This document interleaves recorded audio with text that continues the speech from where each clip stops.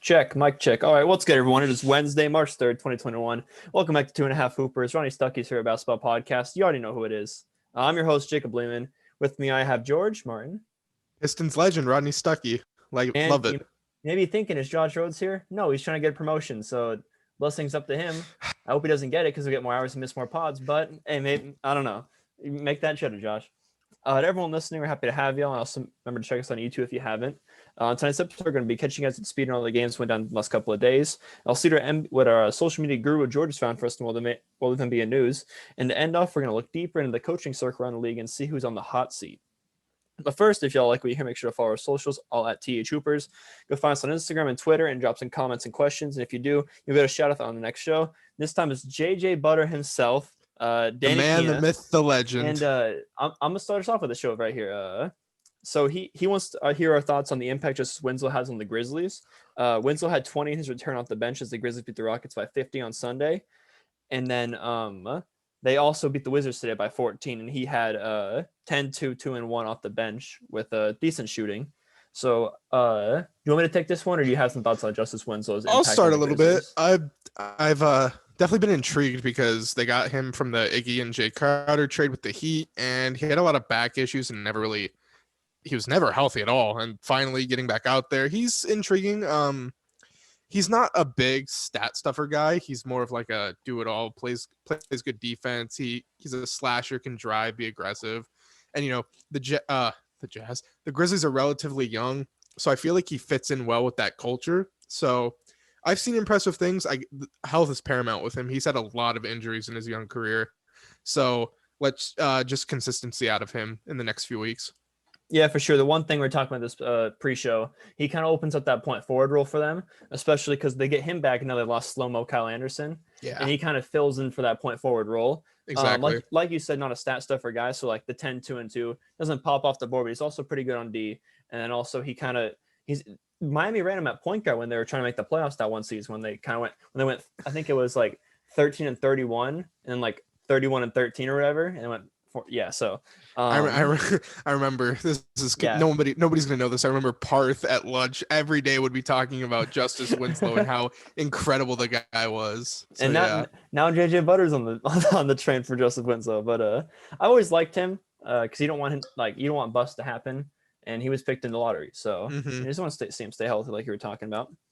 But awesome, thanks again to DQ for the comment and support. Keep dropping them. Again, that's at TH Hoopers. Let's get it started. Monday started off with Luka Doncic carrying the Mavs to an offensive-heavy W against the Magic, 130-124. Luka had 33, 10, and 9, while Josh's favorite Maverick, Jalen Brunson, had 24 off the bench. Both teams shot well here, so like George says, it was first one at 130, takes the ball game. Vooch once again put up a monster stat game in the L, having 29, 15, and 8. All-star Nikola Vucevic. The Pacers continued their recent losing streak as they lost to the Sixers on the road, final 114-130. Shake Milton led the Sixers in scoring with 26 off the bench, and Embiid had a 24-point double-double. Pacers bring the losing streak to 4 and another 9 seed in the Eastern Conference. Please don't slip out. Please Pacers don't slip apologists. Out. They're like, it's all separated by half the game. I'm not stressed. One of my repentance was I'd go 2 day to day. I'm looking big picture. Pacers are still going to escape. You're like NBA Twitter. You're very reactionary. They're going to get a top 6 seed. That I know that for sure. I'd say that, yeah. Bookmark that. Bookmark it. In a game that came on the clutch offense, the Nuggets beat the Bulls on the road in a 118-112 final. Sorry, Costa. Both teams are missing multiple key players here. Larry Marketing and Paul Millsap, just name a couple. But that meant the Joker had to step up and remind everyone why he is in the MVP convo, putting up 39-14 in the W. Nuggets slowly sneaking up as they're now 5 games above 500, and I believe the 7th seed as of March 3rd. That Jokic MVP stock is cooking. He's still first in the Vegas odds. Wow. Which is very interesting to me. But those betting people are very, very serious about Jokic, huh? Yeah. Upset alert as the Pelicans take down the Jazz 124-1 at the King Arena. This is not a nationally televised game, but the Pelicans still played great, led by Zion with 26 and 10. Pelicans win this game by only shooting 11 threes compared to Utah's 43. Great game all around here. George, let me hear your thoughts. So this kind of piggybacks off of what I was saying last pod about how I get worried that Utah, when they go abominably cold from 3, they're not going to be able to win games. And they shot 39%, which is Mm-hmm. fine by their standards. But the key thing was their third quarter. They scored 24 points, and that whole stretch, because I watched this game, they were cold. They turned it up in the fourth and almost won the game. They went on a 13-2 run in the last few minutes, and Clarkson hit a three, Bojan hit a three, they're right back in it. So they're very deadly in that term. But just that's what concerns me most about the Jazz is just they'll go cold in a game and they can't find any other ways to score. And another thing on the other side with the Pelicans, they ran Zion at the 5 to end the game, even I though love it. I love it. though Gobert was there and he was attacking Gobert and he 10 for 17, he was efficient. And that's their best, because when they run Adams out there, this was pissing me off. They would have Adams sitting in the dunker spot and BI would try and drive and Gobert's just sitting there and BI can't do anything. The Stifle Tower. And that's why someone posted the clutch stats. I'm like, well, no crap. His clutch efficiency is going to be horrible when he tries to drive to the lane and Gobert's sitting there because SVG's not putting Adams on the bench. So that's the takeaway from this game. Pelicans are a trendy playing team. I've started to notice. I believe they are 8 for the last 15 or 16. I think last night when they lost, I think I was 8 for 16. But yeah, they did not start off very well. But now Stan Van Gundy is kind of using them right. This game also reminded me, there's a blueprint out there to make Rudy Gobert useless, and it's just you bring him into the perimeter, you put Zion at center, and then so either has to guard Zion on the perimeter when Zion's running point guard screen and rolls at that point because he's Zion Williamson and deadly, or he has to guard Juancho Hernangomez on the perimeter. And I just I thought this was out 3 years ago. That's what you do. You go small against the Jazz and you bring him in through. Just remember the clip of Steph Curry mixing him at the 3-point line. That's what you do. So I'm glad. Hopefully people. I didn't think it'd be really brought back to light until the playoffs because I mean they're the regular season team in my eyes, but yeah, I thought the blueprint's out there to beat them as far as Rudy Gobert. They did have a new leading scorer though that wasn't Donovan Mitchell. So that was pretty cool. Who was it? Was it Bojan? Yeah, it was. Bojan. Okay, with sounds like a Y. Okay, yeah. Yeah. Good win for the Pelicans there. This one needed an extra 5 minutes, but the Nets outscore the Spurs 16-5 in overtime, bring home the 124-113 win on the road. Nets were missing a decent amount of role players, but it didn't matter as Harden had a 30, 14, and 15 in the win, while Kyrie scored 27 to help out. For the Spurs, 6 players scoring double figures, and a DeJounte Murray game-tying shot wasn't enough to beat the Nets team playing 8 players. Shout out Nick Claxton. I've been kind of wanting to get some minutes. He's a big body you can throw in there. But they wanted to run one center. His name was DeAndre Jordan. So thank God Josh isn't here. Uncle JG was not there. So Nick Claxton got, I believe, 18 minutes. Please let him get as much rest as he can, man. They keep throwing him at the 5. Poor guy. It's just East Coast PJ Tucker. With Jeff Green, because they're both old too. Why are they doing this to him? They're in their mid-30s, man. You got to preserve them. PJ Tucker's 37. Poor guy. Oh my goodness. Don't look now, but the Cavs are kind of streaking and back in the playoff hunt after a 101-90 victory against the down bad Rockets. Sexton had 39 on good shooting, and Jarrett Allen had a double-double. But the Cavs won this one on defense. On the defense end, holding the Rockets to below 100. The Rockets, I don't know, man. Just get Christian Wood back, and then maybe you'll win some games. But until then, there's nothing to say on it. Oladipo and Wall played this one. They both had good games. Still only scored 90 points. So I am just so the Cavs don't know if they want to tank or compete. They're 12th now. I believe they're a game back from the game out of the plan. Game out. Oh my God. So they don't know. They go on a 5-game win streak, then a big losing streak, then win again. And I don't know. I don't know what they should do. I really don't. What do you give the Cavs in making a percentage chance of making the play-in tourney? I guess with them it was health because they just could not catch a break with their backcourt, and even Nance is still out. Now they're trying to find a trade suitor for Drummond. If you look at the teams above them, it's the Bulls, Hawks, and Pacers with the Wizards trailing. Mm-hmm. I give them a fair shot. Maybe, okay, well, this isn't going to sound fair, but 40, which isn't where they were a few weeks ago, seemed pretty fair. So I'll give them a decent shot, but I don't know. I just feel like post All-Star break, they might just have one bad skid of like 5-6 games again, and then they're just done. Yeah. Well, I mean, there's a lot of game left, and like you said, like they're going against the Hawks and the Bulls, who they could have one week where they go 0-4. So I mean, they could find themselves right back in there. But yeah, I give them. I think it's 50-50 at this point. As long Fair. as after the trade deadline, they'll know who they're playing. They should get Nance back, and hopefully they get a wing back for Drummond, and they won't be sitting anyone. They'll just be playing everyone they want to play. You know who's the the perfect wing? Kevin Port. Oh wait, he's in Houston. He threw soup. But moving on, Melo Crime as Carmelo Anthony and the Blazers beat the Melo Ball-led Hornets 111-123. But they did do a jersey swap after, so hopefully no hard feelings. They each led their teams in scoring with 30 and 29 respectively, but the real Melo got a little more help as 6 Blazers scoring double figures compared to the 4 on the Hornies. Overall fun game, those Blazers won the last 3 quarters. Anything to add here? I know it's not a great game, but fun game because, Melo versus Melo. Yeah, it was just a cool interaction to see between them, and like post game, Melo saying like the 3 to the dome, and the them calling Melo is cool, and like he blesses them, and that's just one thing I love to see about how the older, I mean, I'm not gonna say Melo's like the older generation of hoopers because he's still in the league, but you see too many times now with these older, actually retired guys kind of like crapping on the new players, the new style, old heads.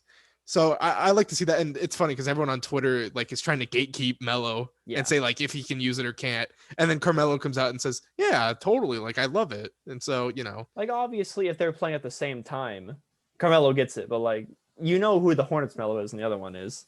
I mean, and I love that he said he's going to be in the league a while, so he sees promise, and that's what we need for those guys to keep the do you think this was the reason that Melo came out hooping? Because like he played very, very well. No, he's been struggling. So I think it's a mental thing. Like, hey, I need to start hooping, especially because we're on a losing streak. I don't think it's because I'm gonna show the young one. I'm sure it's part of it because Good point NBA though. Blazers do break their losing streak. They were not on a good tear there. I believe they players are addicted.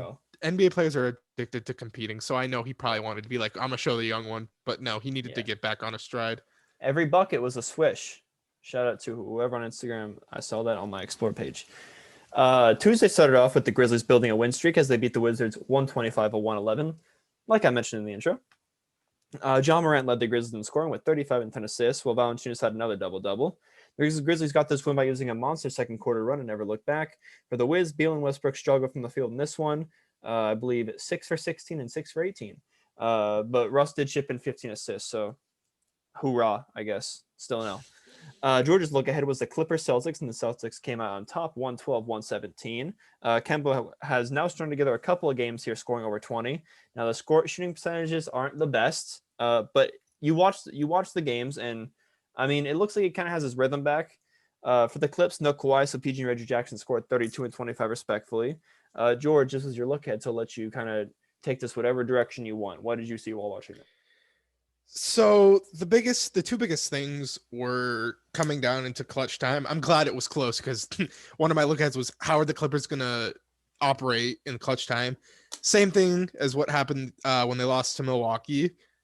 Too many jump shots. They were forcing too much, obviously without Kawhi, so they couldn't get inside, but PG also went 1 for 8 in the fourth, and a lot of those were threes. And I just feel like way off P. No, I wasn't going to call him that. You did it, not me. He went 5 for 15 from 3. I just feel like that's way too much in a close game. Like you have to attack. Cheaters never prosper. With the Celtics, it was their wing tandem. Originally, Jaylen Brown was questionable, so I'm glad he played. They did well. Tatum struggled again, but down in the late stretch of the game, he had a few clutch buckets, which is all I'm looking for from him. Like you said with Kemba, actually over his last 9 games, he's averaged 23, 5, and 4 on 60% from true shooting percentage. So that one's kind of cheating though. They put the free throws in there like we won't notice. True shooting's a little bit. You need like efficient field goal percentage or. Kemba's got a swagger back a little bit. Yeah, so that's really key with the Celtics, and like I said, when you're playing Thompson and Tice out there, like you gotta attack, especially since they're small. I don't know. The Clippers need a point guard. They need someone to get inside and kick it out because that's when they're at their best. So that's what I saw. as Chris Broussard said, they have a PG, Paul George. They need a point guard. Everyone kept trying Funny to guy. convince everyone. They're like, no, they just moved the ball now. You need someone to look at the clock and say, hey, let's take our time here. Let's run this play. Let's run this play. You need someone who can be a coach on the floor. That's what a point guard is. Well, And it's that's funny why I because kind of like targeting George Hill, even though they don't have the assets to get him. because they do move the ball. It just stops within the last 5 minutes of the game. Which is really weird, yeah. I don't get it. Back to Like, back. they just go away from it, and I don't get it. So the one bad thing from this game, the New York Knicks are not a top 4 seed anymore. The Celtics have earned the seed back. Knicks only half a game out, but it's a sad day. We were rejoicing with Knicks basketball. Celtics were literally 9th, like, on Friday. This makes no sense. Well, they swept the weekend and they won here, so 3 games get you 5 spots up in the East. That's how it works. I really pray come the second half, like, no East team has bad COVID, because if you're anything below 4 and you get really bad COVID issues, it's gonna be messy. Yeah, so I don't know. I don't know if Adam's gonna backload this vaccine to people, but we'll see. We'll see. It's the Bob Myers thing, Project Oracle, where he gives 17,000 fans the vaccine so that way they can come watch the game. But anyways, moving on. Good look ahead pick. Moving on, Nate McMillan had his first game as head coach of the Hawks and held the Miami Heat in shackles as Hawks fly to a 94-80 win. Spoiler alert for the halftime. Lloyd Pierce was fired, so this was Nate McMillan's first game. Trae Young still shot a lower percentage than usual, but still had the Hawks in scoring and had 10 assists. Capella had 17 boards, and every Hawks starter scored in double figures. For the Heat, maybe the worst offensive performance of the season, as they only score 80 and shoot 36% for the game. They were coming off a pretty hot week or so last week, and now they dropped one of the Hawks. But you always get like that 5-game boost when you fire a coach, so that. The Hawks are using that right now. I want to talk about this 80-point. I'm disgusted. Yeah, it was not good. I saw it. I was like, ugh. Jimmy also is hurt again, which I don't like to see. So I'm just gonna wipe this game out, throw the tape out, and let's move on. Duncan Robinson was the leading scorer with 14 points. Throw the tape out. Throw the tape out. Although he's not here, Josh's look ahead was Knicks at Spurs, and I'll say it for him. It did not live up to expectations. Spurs caught the Knicks 93-119. The Spurs were angry at the state of New York for a Nets loss, so they sent a message in this one, winning all 4 quarters, including the third by 15. Knicks were missing a few role players, but still had All-Star Julius Randle, who put up 14 on bad shooting, while for the Spurs, 6 players scored double figures in this blowout. Moving on, Nuggets complete the sweep of this pod by beating the Bucks easily, 128-97, as Jokic had 37, 10, and 11. Denver won every quarter, and 2 of them were by double digits, and Jamal Murray helped the Joker out by chipping in 24 points. As for the Bucks, they seemed to be rolling, but had a what is that? What do my notes say? But had a bad game on both ends of the floor here, allowing the Nuggets to shoot 56% to their 40%. This is also a Milwaukee home game too, so not a good game for the Bucks. You could take a Nuggets direction because they swept the pod here, winning Monday and Tuesday, or you can go ahead and say you're disappointed in Milwaukee. Where are you going with this one? I guess I'm gonna do both because I can never talk enough. Really good production from the just all around from Denver. Their whole starting lineup was in double figures, and that's something I've been harping on. They don't get a lot of production out of those guys. It's usually, like you say, it's Jokic goes for his usual 30, and if Murray gets what do you say, like over 20, they win? Yeah, normally. So yeah, he had 24, but you had double figures from Morris, Barton, and Porter. Still missing post me down Gary, so that's not good. The Bucks, which I harped on in my Hoop Doctor, the defense, absolutely horrible again. And just, they didn't get much bench production, like any. They had nothing from Torrey Craig. DJ Wilson had 3. Drew Holiday had 4. Bobby had 4. Just that it's the defense and the bench production I'm really concerned with come playoff time, because those are 2 really key things outside of your stars. Yeah, I mean, so Holiday's still coming off the bench, but 18 minutes in this one, 4 points, 2 of 6. Yeah, COVID got him rough. Yeah, COVID's got him rough. So you got to always be wary just because like you had Cat where like he was going through COVID stuff and then he got COVID as well. But then like Tatum, I mean, it says it's a system, which makes all the sense in the world. So you got to like kind of, even when they're playing, they might still take a few games like an actual injury to get back into shape. But no excuse for the other starters. I mean, DiVincenzo 0-5, and then go to the bench. Yeah. Connaughton 3 of 9. You mentioned all the good ones, and then for Denver, like I said, they're slowly creeping up, and I mean, they got PJ Dozier coming off the bench, who's Mike Malone's like favorite player on the team, scoring 19. They only went really 9 men deep in this one, and Jokic and Murray came out and they played. Nightcap was the Suns going into Staples and beating the Lakers 114-104 despite LeBron's 38. I know George watched the whole game, so I'll bring it to him. I want to hear everything. I want to hear everything from it. In under a minute. Not just the play-by-play, but no, here we go. It was an important game as far as the West standings go. Yes. So no timer, as long as you keep a focused idea. And just, so I can't give you the Bill McDonald play-by-play rundown. You Jack in the box. You cannot give me the late night foodie meal. All right, I want to hear. I just want to hear your thoughts on this one. It was just a really weird game. Like the refs wanted to be the stars of a primetime game. They kicked Booker out, right? Devin Booker got thrown out for the weirdest thing I've ever seen. Like he just bounced past the ball to the ref, but it was kind of aggressive, and they like teed him JJ up Redick and threw him out. Yeah, like the Suns were just hot. Like they went insane from 3. They shot 55%, and the Lakers are actually pretty good defending the 3. So that's where you're going to lose the game. And then like we've had they shot 35% from 3, which is actually like a little bit better than what they've done in most games, but still just missing completely open ones. We need the Lakers need to break badly. Like, oh my God, yeah. Tired and Kuzma didn't play, Marcus Gasol didn't play, Alex Caruso left the game with an injury, and AD still hurt. I mean, breaking news here, by the way. LeBron will set out his first game of Shams the season. Bomb. You beat me. Yeah, Shams Bomb. I was gonna bring it up in the halftime. First game of the season tomorrow in the back-to-back against the Sacramento Kings. Yeah. Thank God. I wish he could sit out the All-Star game, but he's the one picking the team, so he can't. He could if he faked an injury, because I mean, KD has an actual injury. Which one does he normally fake? Was it the quad in Cleveland he would fake, or was it like a knee? He had that back issue. It was the hip. He would fake. It was the hip one. Yeah.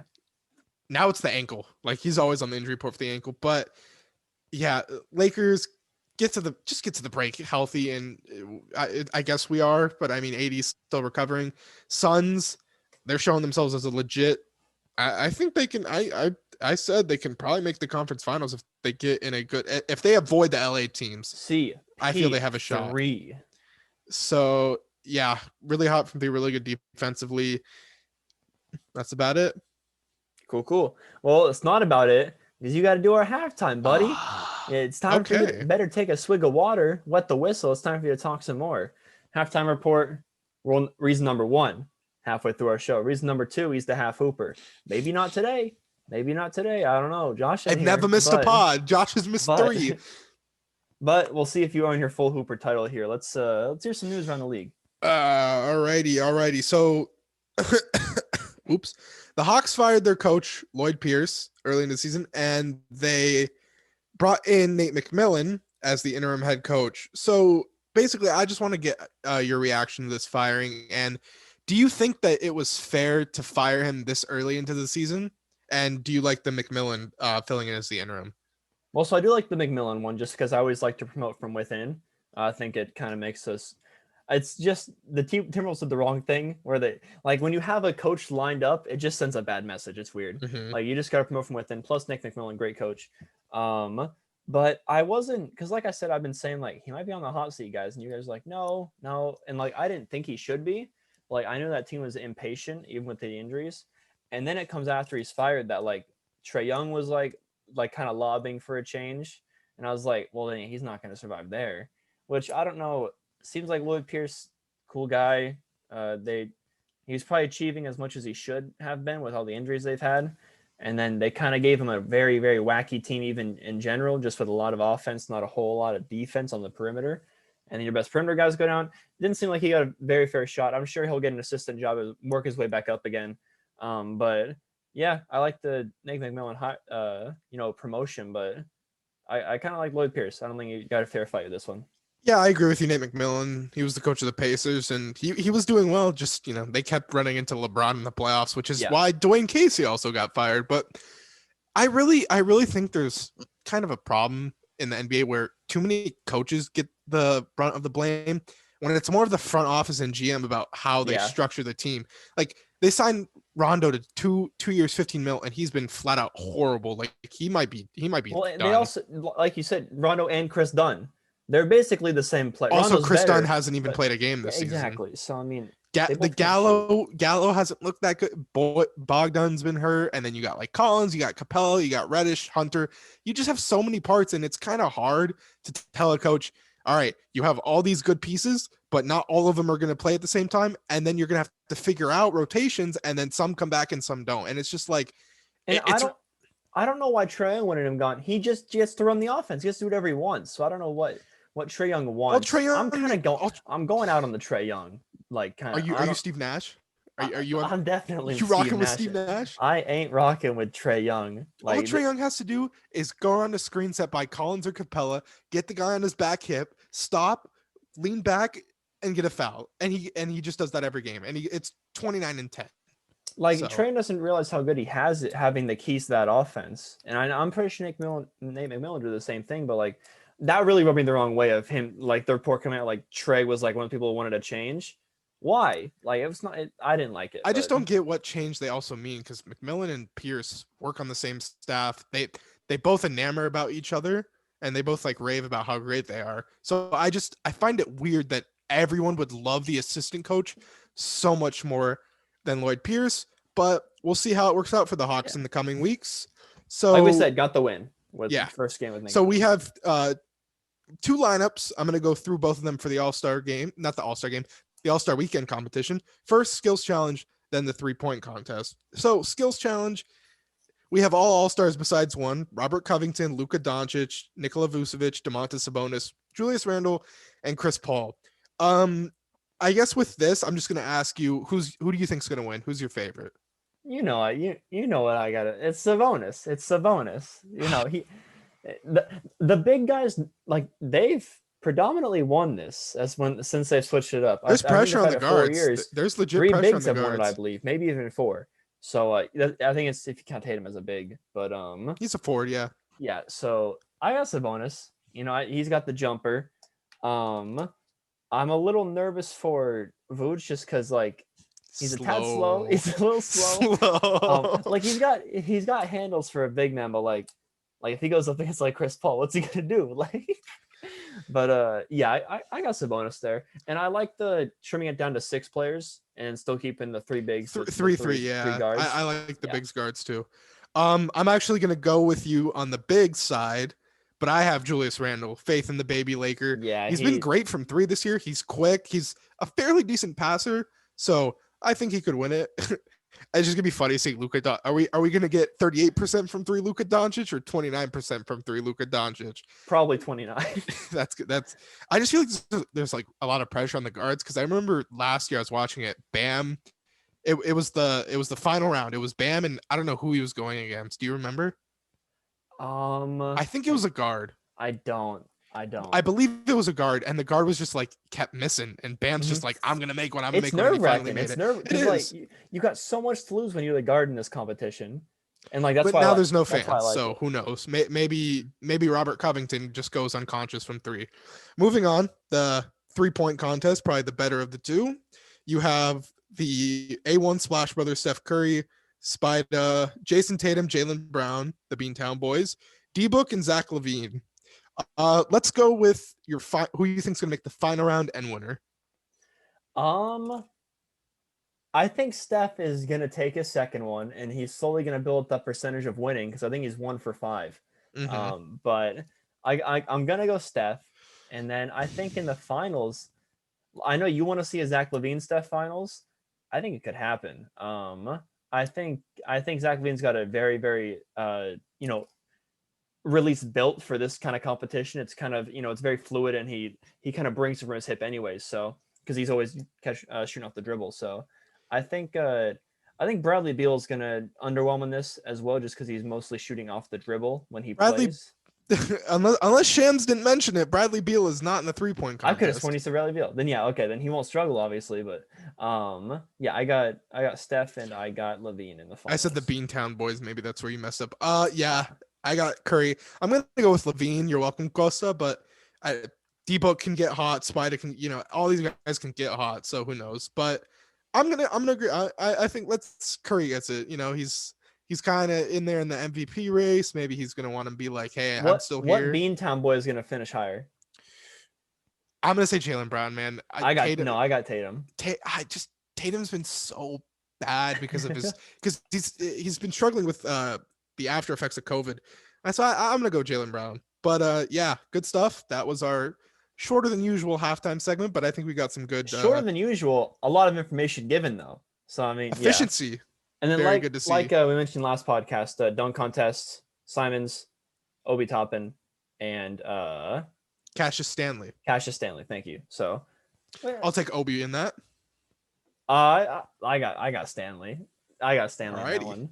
Very good. Obi gives me like Stoudemire vibes, where like he's good in game, but like I don't know if he's got the. I actually think different. I saw him throw it off like the top of the backboard. You get like a Dwight Howard or Blake Griffin type vibe. Yeah, like in a shoot. Yeah. Okay, fair enough. Thanks as always, George. For the halftime. But moving on, we have a segment here I like to call Seat Check. Rules are simple. I'm gonna give a coach that has been in the news for, let's say, bad reasons. And you sell me on how hot his chair really is. Sound good? Let's do it. All right, so we're gonna do a seat check on Dwayne Casey, coach of the Pistons. I'll let you can go like 1 through 4 is the hottest, or like you can give like words maybe, or colors if you want to get crazy. But how hot is Dwayne Casey's chair? I feel like he is going to get let go at the end of the season, so I don't know how hot you want me to say that, but I definitely think his time is up, and especially because as we've been seeing Detroit goes younger, I feel like they're going to want to incorporate someone else new for like a new culture build up, because you see that around, that's like a really important thing. So I would say fairly hot if that's how I'm supposed to rank it. You can do whatever you want. This is basically your game. But I gave my commentary for that. So another Beantown boy, Brad Stevens. I don't think that. I would be surprised if he gets fired. We'll go we'll go 1 through 4. 4 being the hottest, 1 being not the hottest. 1.5. 1.5. 1.5. Okay. Yeah, I don't see it that likely. I actually, as much as I dislike the Celtics, I actually think they'll be able to keep a top 4 seed come playoff time. So no resistance there. No. I could see him and Dwayne Casey being fired at the same time. I mean, when you think of it that way, I would put it on like a 2.5, because I don't think he's getting fired this season, because like I said, that's 4th seed. But I mean, there's only so many times he might just be a college coach. Like, I don't know. Back to Butler. Okay. Steve Clifford, coach of the Magic. Probably a 3.5. Just there's not much direction in Orlando, and who knows how everyone that's hurt are going to respond. Aaron Gordon, he might be a free agent, might be getting moved. He just resigned. I believe I saw him in like trade rumors, but he's hurt, so I don't know how that works. I didn't even like him originally when they hired him. I didn't think he was a good fit for what they wanted to be. Mm-hmm. So I'm gonna say it's pretty high. 3.5. Okay. Mike Malone of the Denver Nuggets. The Denver Nuggets. So yeah, I'm confused. What kind of jeans is Mike Malone wearing? He is wearing the "my job is safe" jeans, because they lost their best wing defender, probably best defender overall, in Jeremy Grant. Mm-hmm. And Murray had a not so hot start. He's been great in his last like 10 games, and they're 7th. I think they can get up as high as 5. He's a great defensive minded coach. He's been great with Jokic and Murray. He got them to the Western Conference Finals last year. I really hope their GM isn't reactionary like we are after every game. I'm gonna say 0, not even 0.5. very, very surprised if he You got said there's fired. zero chance. You think Mike Malone's the coach starting next year of the Denver Nuggets? There's no way in hell Yes, he's not. book it. Okay. Book it. All right, well, let's get you talking again then. Mike Budenholzer. How hot is this man's seat? Not if you were the GM. In my eyes, a raging four. You think Milwaukee's, he's Reaper. You think his seat's Reaper. Well, see, but Reaper's not hot for you, as you like to say, with the No. Dave's Hot Chicken Seasoning Spice. Go check him out if you're in the SoCal area. I just shamelessly plugged Dave's Hot Chicken. I hope we get a sponsor. In the eyes of John Horst, their GM, it's probably a minus 0.5. I think, we said this multiple times. I thought he should have been let off a few off seasons ago. I don't think he's a good adjuster come postseason time. I hate his schemes. They don't work with the talent he has. I honestly, if a Spoelstra or a Nurse coached the Bucks, I would probably have them coming out of the East. I'm that confident that team can I'm starting to lose my voice. I'm confident that team fully healthy could definitely compete with a team like the Nets. If you have a great defensive scheme to stop them, I think they could. I don't want to go too deep into it, but is the wall Mike Budenholzer's fault? The way they keep getting stopped, is that on him? Yes and no. It's more of like Giannis not being able to like develop out of it, like hit jump shots, but it's also on the coach to be like, okay, this isn't working. We have to find ways to involve Let's other put our guys. two-time MVP in a different spot to where he can't get stopped by something called the wall. I get it. It sounds bad, but just also there was way too many stretches in the postseason where he just left Giannis like on the bench. He averaged like 31 minutes, I think, against the Heat. Like that's way too low, especially when you're in elimination games. He needs to be playing 38 to 40 LeBron was playing 46 minutes in those conference final series against the Celtics.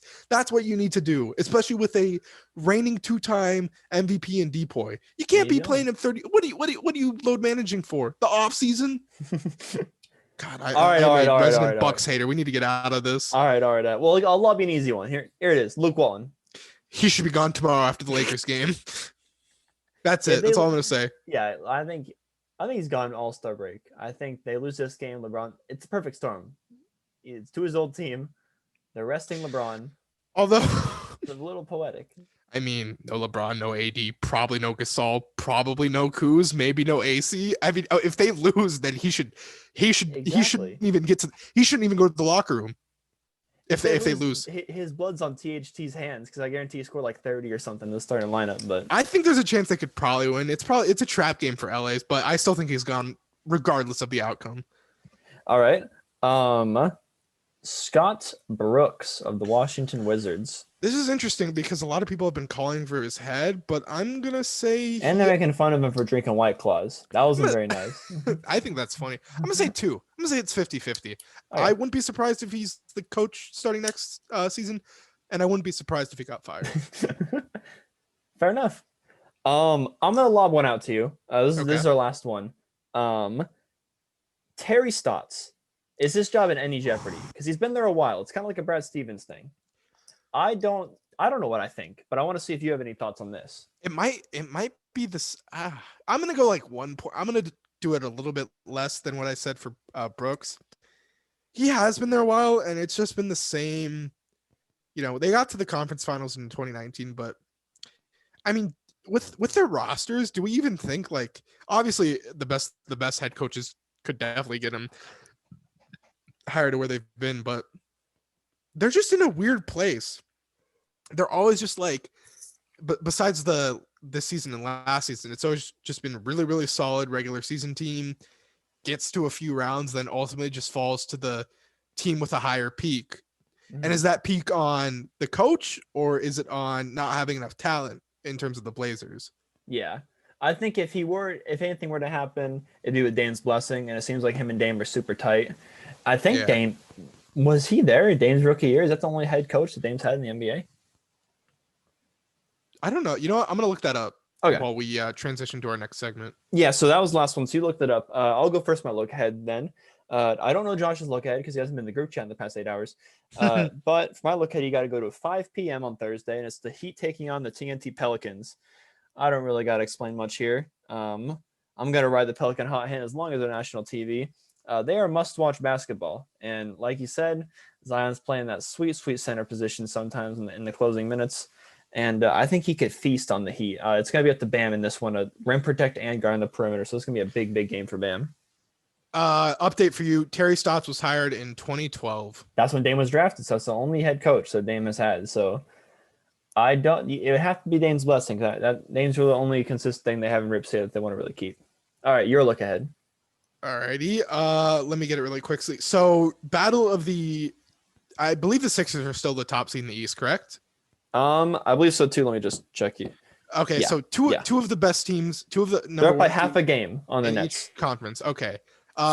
Relatively healthy. We don't know about Tobias Harris, but the biggest thing here is I want to see how the quote unquote depoy frontrunner in Rudy Gobert guards Joel Embiid. The defense of the Sixers, because I think their defense is one of the better things that can get them out of the East. And just with the Jazz, how their threes fall, the ball movement. I just really want to see Doc Rivers also if he can adjust in game, because that's a big thing. But this should be good. You know, we haven't had many of these games where the stars have been healthy, so hopefully this is going to be a good one. Cool. Like I said, I don't know what Josh's is. I'm sure it was a good one. But that's gonna do it for tonight's episode. Thanks for watching and listening. If you like what you heard, make sure to follow us at THUbers on Instagram and Twitter and say what's up. I guarantee you'll get a response as George never caught lacking without his phone. Besides that, thanks for being an OG. Thank you. I'm gonna pass out. It's late.